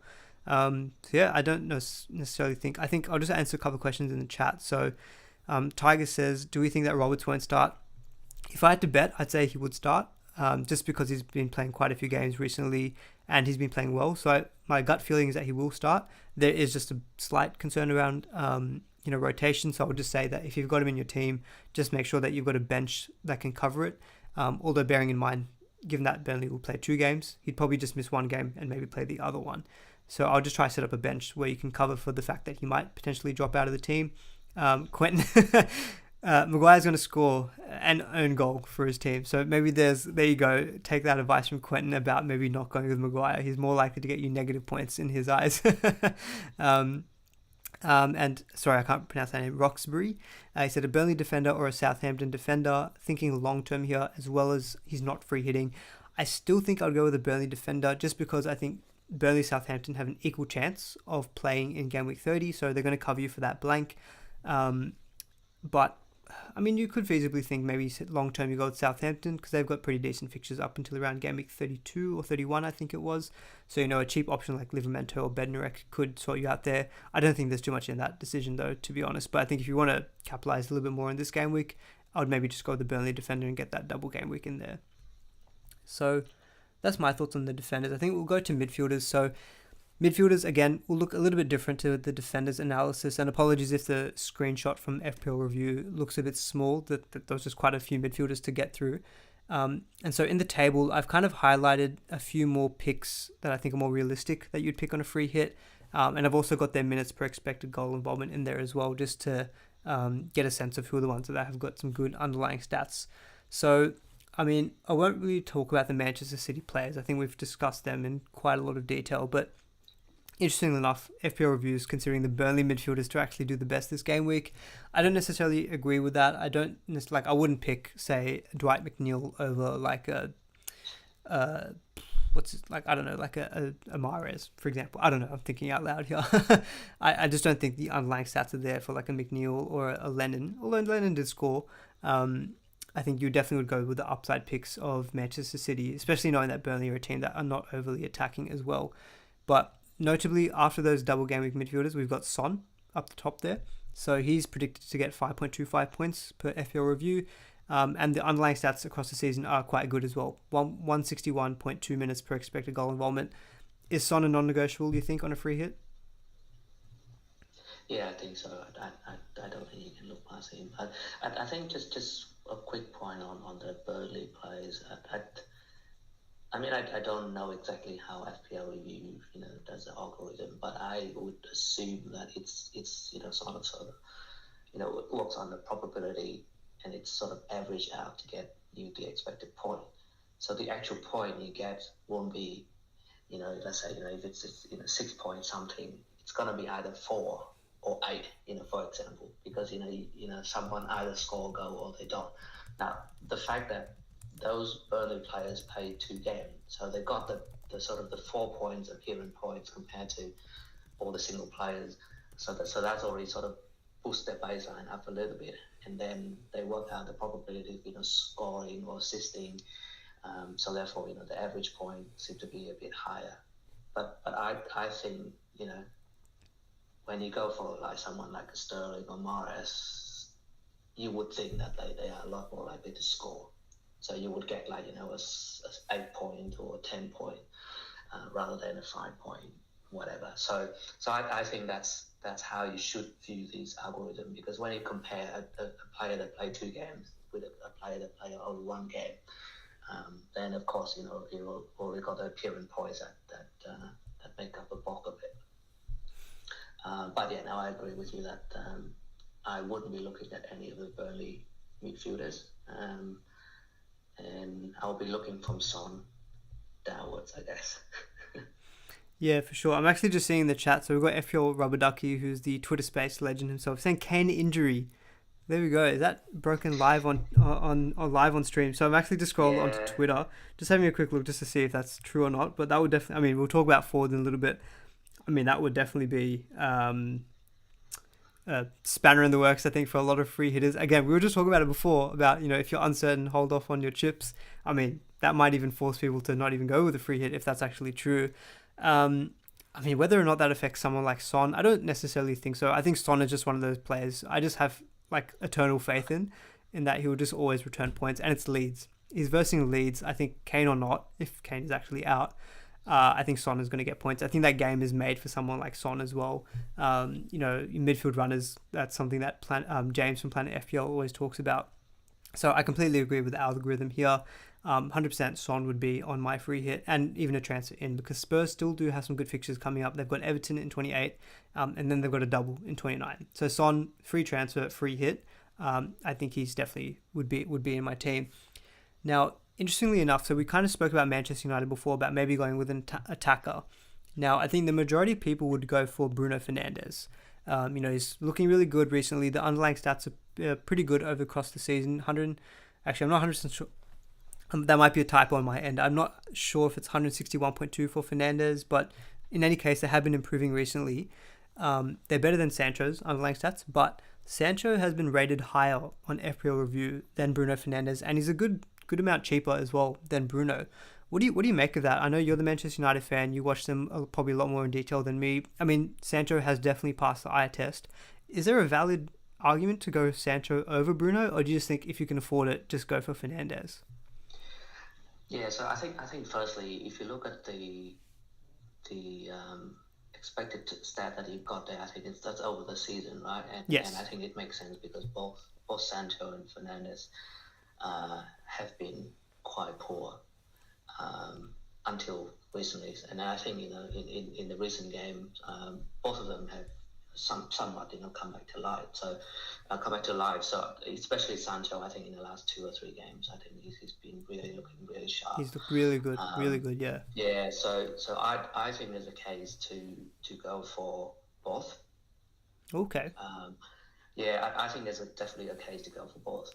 Now, my number one choice is probably still Fernandes, because he's definitely nailed on. I think he has more set pieces as well, so obviously more route to point. Unless something unexpectedly happened, I think you'll expect him to play 180 minutes. Whereas Sancho, probably first choice, I would say, now in the starting 11. So he probably start both games, but whether he played the full 90 in both games, I'm not too sure. Just the one game, isn't it? Just against Watford, no double. Oh, sorry. Just sorry, the one. Yeah. We're in double game week season. We think everyone's going to double. I hope. I wish. You're right. But yeah, there's still a chance that Sancho gets subbed off early. Whereas I think for Bruno, you almost think that he'll play the full 90. But if someone is on a tight budget, and the only way to get a Man United is to go for Sancho, I think that's perfectly fine too.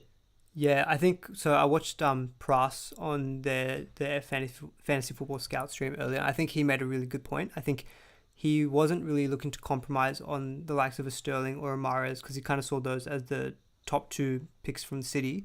But he felt that if you are looking to reduce money and reduce funds, he probably compromising on Fernandes down to Sancho is probably not that much of a compromise. And looking at FPL Review thinks that Sancho is actually going to be the second best midfielder apart from Son and all the other Burnley midfielders. So, I think maybe you could argue that Sancho is the better pick. I would probably agree that if I had to pick one, I would go with Fernandes just because we know that he's completely nailed on. He has looked good recently. We know that he's the chief creator, I think, of Manchester United. He typically does create the most chances. So I think his avenue to points is the most. And if there's potential rest for Ronaldo, maybe then that means Fernandes is back on penalties. That's I'm hypothesizing, but that potentially might be something in his locker as well. But I think there's definitely validity to go with Sancho. Going with both, I'm not sure if I'd go with both because, unless you have a packed midfield, if you could have, like, say, five in midfield, if you could somehow afford, Sterling, Son, Sancho, Mahrez, Bruno, and then instead of, I don't know, if Kane's out, maybe you don't go with Kane up front. Maybe that is the way to go. So maybe this is something that people can think about. I don't know. If Kane is out, I don't want to spread rumours, but just hypothesizing, maybe then you put that money into the midfield. Double up on Manchester City, double up on, Sancho as well as Fernandes. So I think that's really interesting, actually, that is predicting him to do very well there. Now, one player I think I haven't seen in any free hit drafts is Zaha. So FPL Review actually has him quite high. He's got him above the likes of Ward-Prowse, Fernandes, even other single game week players like Bowen and Gallagher.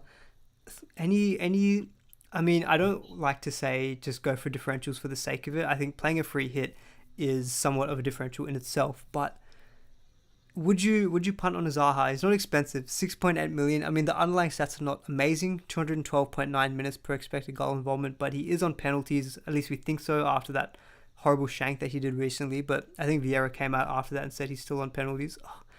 I don't know, would you punt on a Zaha, or just has he burnt you in the past too much to go back there? So the way I think about it is you've got 5 midfield spots. So you gotta have Son. You probably have 2 City, and you gotta have Fernandes. So that's 4. You're not gonna have Zaha instead of one of them, right? So No, I don't think so. So then you're thinking about a 5th midfielder spot. Now, obviously, you can start thinking about whether they're going to play the 3-5-2 formation and have a cheap forward. In which case, he's probably viable to have someone like Zaha. Or you want to play like 3-4-3, in which case, you want the 5th midfielder to be a cheap one that he can bench.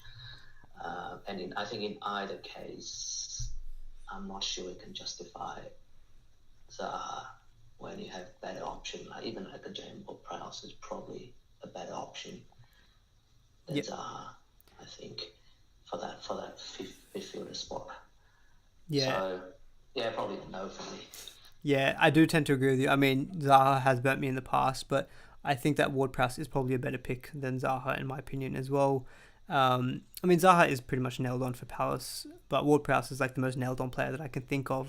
There was like a stat where he played consecutive games for Southampton for like 2 years straight, I think. So you know that he's going to play 100%. He's very good on the underlying BPS because he creates so many chances from open play, set pieces, and we know he's such an amazing set piece taker as well. And a game against Norwich, the only thing with him is that it's very hard to predict when he can get his returns. He's been very good recently, that's for sure. But when you know that his main route to points is through set pieces, it just puts me off a little bit because when you're especially looking, I think, at just 1 week in isolation, I think you just want to go for players that have the best chance at giving you those returns immediately. So someone like Sterling, who plays close to the box, or Mahrez, playing in a team that you think would score a lot of goals. Southampton, I feel like the way they attack, it can be quite spread. Broja could score, Adams could score, another midfielder like Elyounoussi could get on the score sheet, Ward-Prowse can. Similar with Man City, but at least you're probably targeting, at least you're gonna bet on them scoring lots of goals. Southampton might score 2 goals, I'm guessing, against Norwich. Like I could maybe guess that game would be like a 2-0 or a 2-1. I just don't know if for 1 week in isolation I can say that Ward-Prowse will return for you. I think for a free transfer, I think he's I'd be more positive on that, because you can keep him for a few more game weeks, so you've probably got a better chance of him to actually give you some points in that period of time. But for just one game week, I'm not sure if I would go with Ward-Prowse, but I do prefer him over Zaha. For me, this whole list, it was just quite interesting to see that Fernandes was quite low. I think because you're going to see him in most teams. I'm not sure why the algorithm would be kind of penalizing him. It could be his price is maybe playing into that, where they think that players with a lower value can match him, so therefore they rank higher. Like for me, looking at the list there, I think, Son, Sterling, Mahrez, Fernandes are going to be Fernandes / Sancho. I think you're probably going to be the core four that you would have on a free hit. If you go for a 3-5-2, then maybe that fifth spot is where you can take a punt on like a Ward-Prowse, maybe a Sancho if your budget is can extend that far. But I think that's probably my thinking around the best midfielders. We've got Gallagher down the bottom there as well, but I think even that fixture, I would probably have more faith in the likes of United, City and Spurs. I think you really want to target these top teams. Would you kind of agree, I think, with that core set of four midfielders? Yeah. Okay, cool. So actually a couple of things that were mentioned in the chat as well. So FPL Tiger saying he doesn't trust Sancho against Watford's low block because he kind of needs the space to run in behind. I can kind of see that happening as well. But maybe I would say if Ismaila Sarr is back for Watford, you could see them be a little bit more attacking. So I think that space can happen. And I think Sancho is good enough quality of a player, and I think he's in good enough form. Like, he had that amazing run down the left side where he like dribbled past like three players. So I think he can create the space for himself, maybe. So I think Sancho is probably good for you for assists. I think his finishing is somewhat left to be desired at times, but I think definitely for assists he can get you there. So I think Sancho is probably one of those midfielders I think is a bit more of a differential on a free hit that I think could do very well for you, if you go that way instead of, say, going with a Fernandes. So I think that's all I want to kind of really cover with midfielders. I didn't think there's too many more. Like, you have obviously guys like Rafinha, but it's a fixture against Spurs, so I don't think that's the best on paper. Would you go back to our friend Brian Mbumo? He's got Newcastle. No thanks. Yeah, no, I'm on the same boat as you. If I can get points from posts being hit, then maybe I'll go with Mbumo. But no, I don't think I'm going to go there. So yeah, that's kind of my stance, I think, on the midfielders. And I think the forwards, they'll be pretty self-explanatory, I think, as well. Originally we thought Kane was a lock. We'll have to keep an eye out on press conference news. So Rubber Duck is actually just saying that Ben Dinner reported that Conte said he was injured. I mean, I do remember that he picked up a bit of a knock in the back, I think, in that game. So yeah, we'll just have to see if he pulls through. And I like Rubber Ducky's comment as well. He's saying that you can't tell me that stats are the answer if they are rating Zaha. So that kind of tells you a bit of the division between, Stats Analytic FC and Eye Test FC, Grass FC as they call it. That's quite funny there. So just finishing up on the forward. So this will be the last position we go through before we go through a couple of drafts. I think it's pretty clear in my mind that Weghorst is almost a shoe-in, I think, on a free hit. He's got the double game week. His form is looking good. Amazing finish last game week against Brighton as well. And he could seriously be a captain consideration as well. We've actually got the captain's armband on him at the moment as well. I think even the fact that, you've got the likes of City, United, Spurs having good fixtures, there's just part of me that just thinks in a double game week, you just captain a double game week player. Like, I would captain Nick Pope over Sterling. I just think that you just have to bank on the two fixtures and hope that you can get something in those two games. So Weghorst, I think, will probably be the most captain player, I think, on free hits. So for me, he's almost a lock, I think.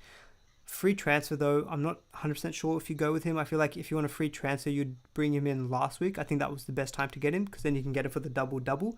But yeah, I'd be keen to hear your thoughts. You are a Weghorst owner. Do you think it's a no-brainer? Just get him in your free hit? Yeah, no, I think I agree. And I think he's a very... he's one of the top captains' choice as well. So, I think he's... Because I transfer him in my wildcard game week 25 because I like the way he played before that. So I think he's going to do quite well. So to me, he's a no-brainer.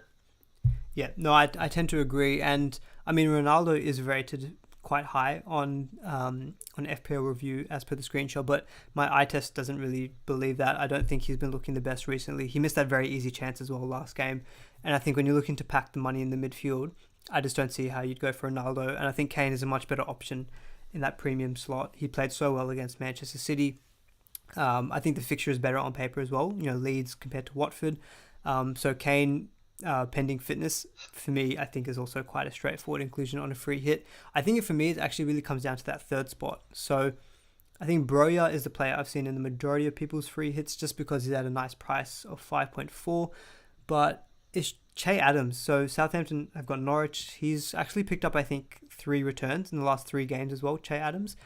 Would you go with him maybe instead of a Broja? Or do you think Broja, just because of the budget and what we're trying to do with the rest of our teams, is probably just a better pick to go for?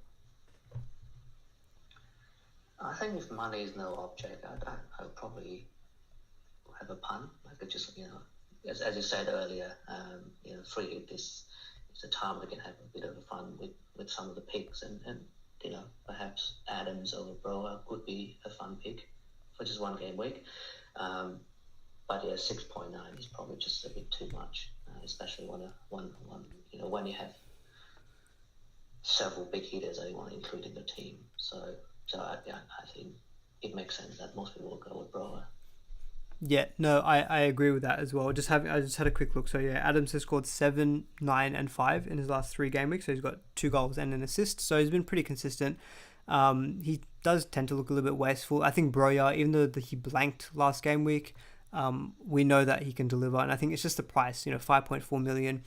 So I just want to see. So Chris Reed in the chat's actually mentioned that if Kane is out for Burnley, do you then actually go to Ronaldo? Or do you think instead take that money and put it in midfield? I think my preference would be take that money and put it in midfield. I'd probably go with like a Sancho and maybe just go with Weghorst and Broja up top. Do you agree with that? Or do you think we should still maybe consider like a premium? Yeah, so I think I'm just looking at the stats here in the last 5 or 6 weeks. Ronaldo is actually taking a little bit of a more creative role. So I think, and I think it matched with the eye test as well. Like, when you watch the recent games, he's actually dropped quite deep and plays sort of like the link-up role rather than staying in the box like he used to in early on in the seasons. And it can see, the stats have his expected assists a lot higher compared to the previous 20 games, 21 games. And his expected goal has dropped quite significantly as well. So I can, can see that sort of the stat kind of match up with the way you see the games as well. And he still have, he still rock up those big chances that he missed. But then when he missed big chances, he kind of like get frustrated somehow. That sort of affect the entire game as well. So that's something that I don't really like, the way he's been playing. So personally, if Kane is out, I probably wouldn't go there, and I use the fund to maybe upgrade out my midfield instead. Yeah, no, I think I'm in agreement there. I think I would definitely probably just pump that in to say like go for like a Sancho Bruno double up, as you kind of touched on as well. Even if it is for 1 week, I just don't necessarily. I would have more confidence in the midfielder. Extra point for a goal, extra point for a potential clean sheet as well. And body language of Ronaldo. I mean, if you've got him in your team at the moment, free hit or otherwise, I think he's probably definitely a sell. I mean, after this game week, Manchester United have got pretty tough fixtures as well. So he's just not offering any value, I think, at 12.4 million. So yeah, for me, even if Kane is out, I don't think I'd stick that money into the forwards. I would take that and put it into midfield. Looking at this list here, I don't really see too many other forwards I consider. Like Antonio's been out of form for ages now. I wouldn't go with him, especially a game against Wolves, who are pretty good defensively. I mean, Jimenez, maybe. I mean, West Ham are not the best at the back at times, but I just think that there are better fixtures, I think, to target on a free hit. I mean, Jimenez, don't get me wrong, for a free transfer is a great buy, just because we saw earlier that they've got a nice double in 28, and they cover game week 30 as well. So I think on free transfer, Jimenez is fine, but if you're free hitting, I don't think he's the best striker to go for. He's only just recently started to pick up returns as well. He had quite a long time where he was blanking, so not necessarily have got full confidence in Jimenez. I mean, if you're trying to go uber differential, I don't know if you go with Chris Wood, who are playing Brentford. If St. Maximin was fit, I think he could have been a pretty decent option to consider. But yeah, personally, I think for me, it's Weghorst is a no-brainer, Kane a fit, no-brainer. And then I'd go with one of the Southampton forwards, at home to Norwich. So Broja Adams, if you can fit Adams in, maybe a bit of a differential. But Broja, I think for me, looks the easy pick, especially with all the kind of bigger hitters that we're trying to fit into our teams. Okay, cool. So I think we've done we've done an hour 40 minutes and we haven't shown a single team yet. So I think what we'll do is we'll show a couple of drafts that we've made. So just clarifying that I am actually on a free hit as well. But first, I'll go to Planner. I'll just go to your bus team at the moment for Gameweek 27. So you've got a few players actually who've got, some of the players we've been talking about, you've got already. You've got Weghorst, you've got Broja, you've got Fernandez, and we did speak about De Gea as well at home to Watford. Are you thinking about playing the free hit, or are you thinking about maybe just making a couple of moves to navigate this game week and then free hit 28, as you mentioned, as a potential strategy? So at the moment, I haven't activated it. So I'm still waiting to hear from news, and I think the Ken news may make me think about it a bit more. I was maybe something like 90% free hitting,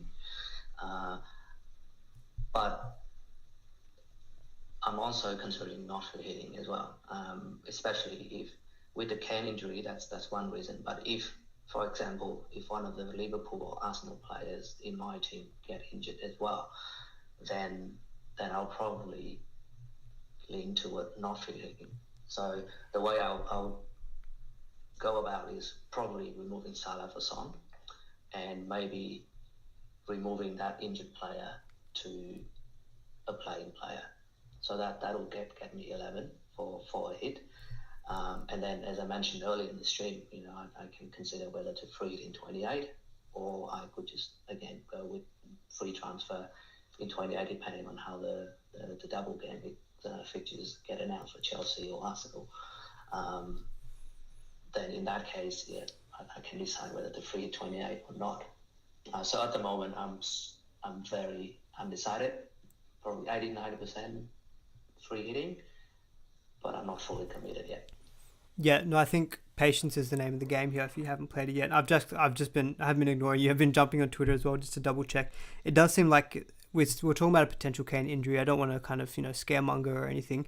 It seems pretty minor by the sound of it. I think it's referring to the knock that he got at the base of his back towards the end of the game. So my feeling is that he probably is fine. So yeah, FPL Tiger saying that he's fine.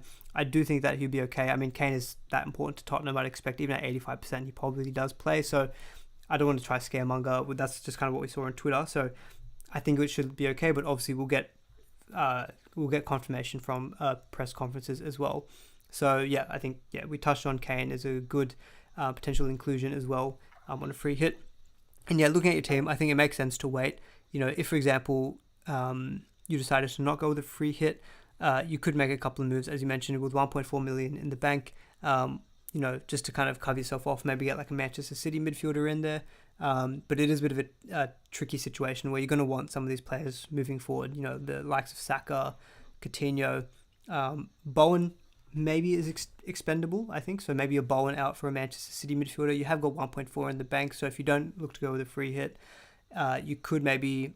I'm just trying to think where you take the money out, though. It's quite difficult, because you don't really want to get rid of any of your Liverpool or Arsenal players. So yeah, I think it's a lot of thinking, but I think a free hit would just solve a lot of the issues because you know that your team is well set up for future game weeks, so a free hit can just cover you nicely. So, but I think it probably is worthwhile just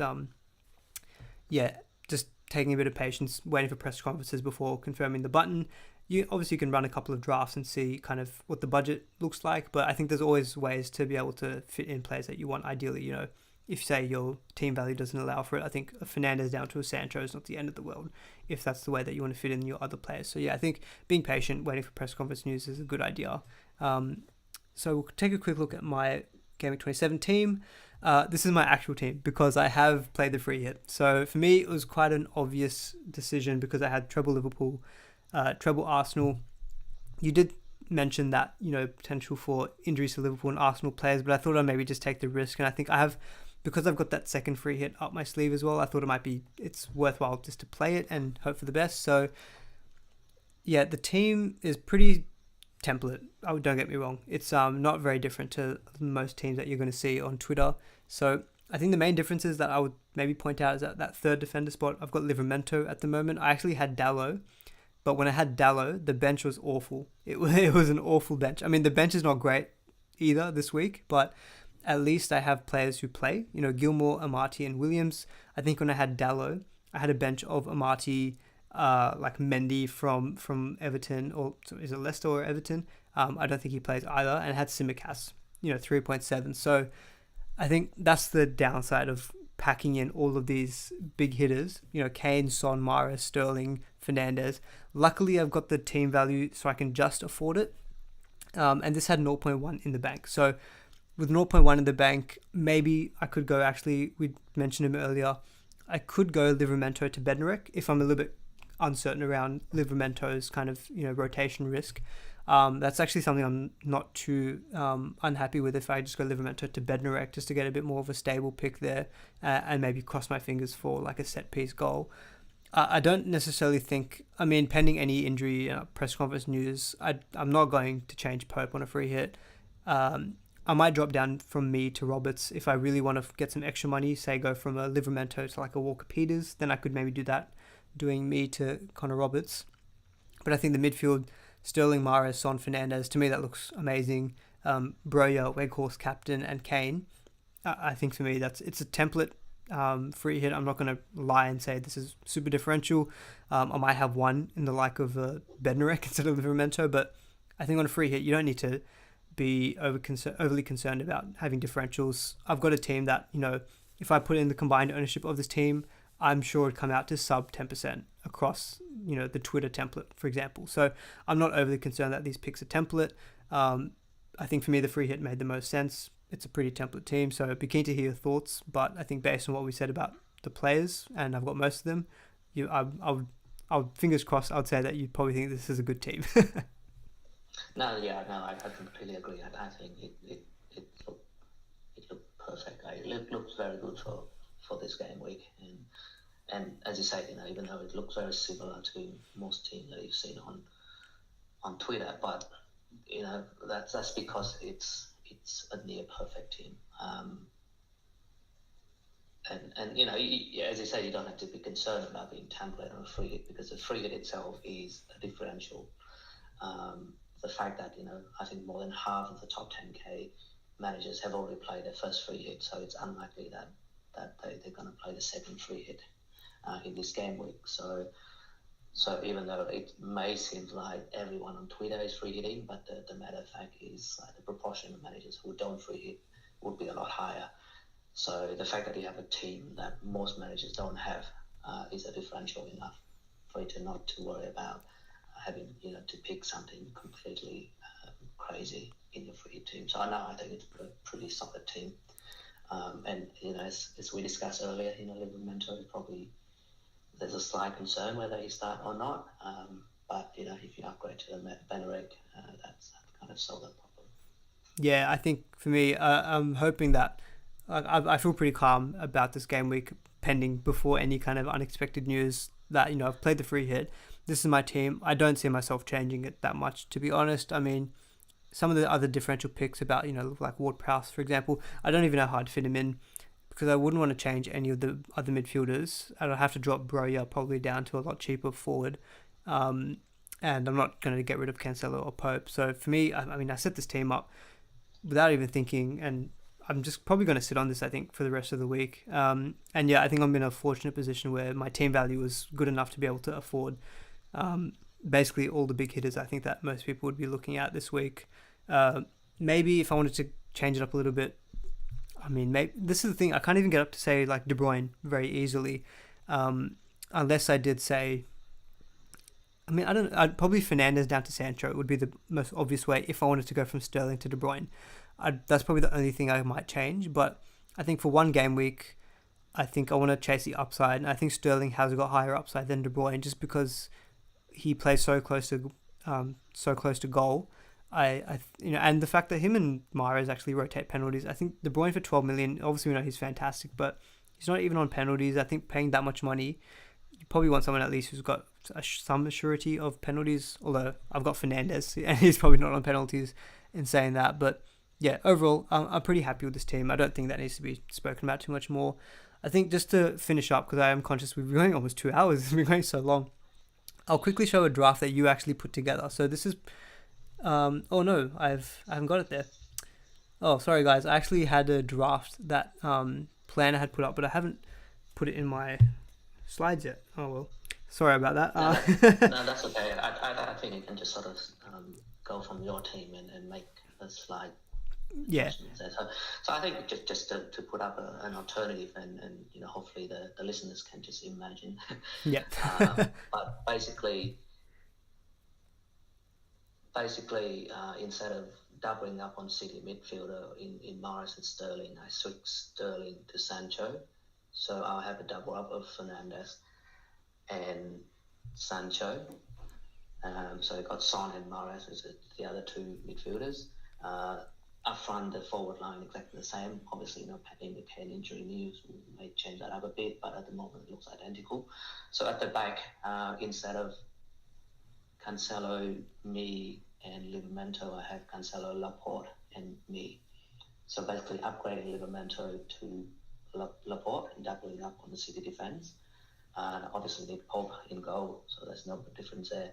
Now, the other benefit of downgrading Sterling to Sancho is that not only he can upgrade the Livramento to Laporte, he can slightly upgrade the bench as well. So I think first on my bench would be Ramsey from Aston Villa, which is a very good first bench option. And I think I got Williams and Tsimikas as the other two bench players. So I think it's just a minor switch, basically from a double City midfield to a double United midfield, and doubling up on City defence instead of Livramento. Yeah. So in a nutshell, that's the main difference. Yeah, I'll very ungraciously, I've got it on my phone. I'll see if the camera can pick it up anyway, just because I wanted to show people as well. So, I mean, hopefully that's clear. But yeah, basically, Tien's got a double City defense in his draft, and he's gone double United attack. So, I think there is definitely scope for that, because I think you can almost lock in a City clean sheet, in all honesty. So yeah, you're guaranteed almost 6 points from each of them. I'm just watching the replay, so there's a bit of glare, unfortunately, on the screen. I'll post it later on Twitter as well, what your draft is looking like. But yeah, I think the main thing to take out of it, though, is that Triple City is basically a lock. I think Kane, Son, Weghorst, Pope, and another Burnley defender, they're all essentially locked in. I think the only real place that you can kind of change up, I think, a free hit this week is that third defender spot. So maybe that's a second City defender, a United defender, or a Southampton one. And then maybe I think your fifth midfielder or your third striker. So like a Ward-Prowse or a Broja. Outside of that, I don't really see too much changing, I think, in most free hit teams. And I think that's really the key message, is that there's a real strong core of players. And I think don't be concerned if you see a team that's identical to others, until like almost identical. I'm seeing Lee in the chat saying that team is identical to his, apart from the bench. So he's got Dan Burn. So yeah, Dan Burn could be a good cheap defender consideration who plays against Brentford. So I think he's 4.2. So he'd be a good budget option as well to consider. So yeah, for me, I don't really think there's much really to expand on there. I think we've kind of covered a lot of the bases. We went into broader chip strategy as well. So I'm conscious that we're almost on 2 hours as well. So thanks for sticking out for this long as well, Tien. Hopefully you guys in the chat found some value out of that. If you did, always really appreciate a thumbs up, and really appreciate you guys joining tonight as well. So thank you, FPL Tiger, Chris, Mark, Rubber Ducky as well coming in there. Patrick saying I've got a great team value to afford that team. I think I just got lucky with a few price rises early in the season. I've got a decent team value. So yeah, thanks everyone who joined in the chat as well. Probably going to end the stream there. Any closing remarks, Tien? No, I think it's been a great chat. So yeah, hopefully the listeners find some value in that, and give me something to think about as well. And if I do activate my free hit, I'll definitely post it on Twitter. Yeah, sounds good. All right, thanks everyone. Have a good night or good morning if you're on wherever you're watching from. Have a good day, good morning, good night. See you all in the next one. See you, everyone.